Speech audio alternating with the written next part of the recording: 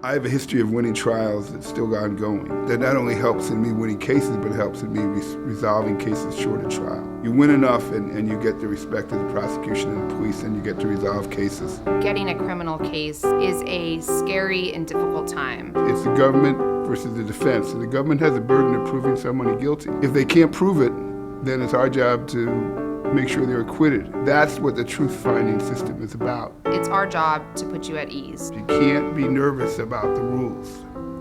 You have to understand them, but you have to push them to the limit, because that's what lawyers do to win. And it's ethical and it's right, and it's what the Constitution demands of us. Stuart is not your typical lawyer.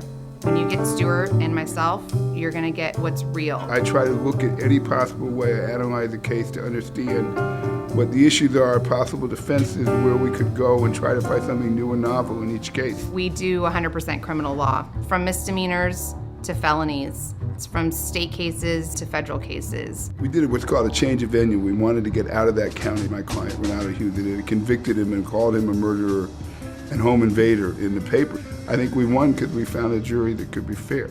You're represented by the people you hire.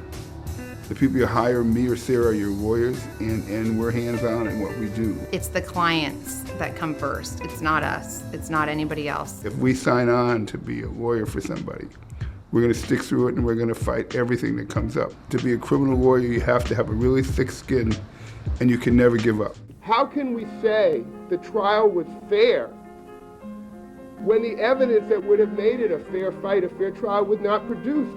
Geronimo was an amazing case. He was a member of the Black Panther Party, a decorated Vietnam veteran. What we proved over 20 years is that he was framed by our own government. They're not interested in justice. It has nothing to do with justice with them. It has to do with now covering their positions. The suppressed evidence was for a jury. The difference between Butler and Bowles was for a jury. And at the end, we convinced a right-wing judge in Orange County that he had been framed.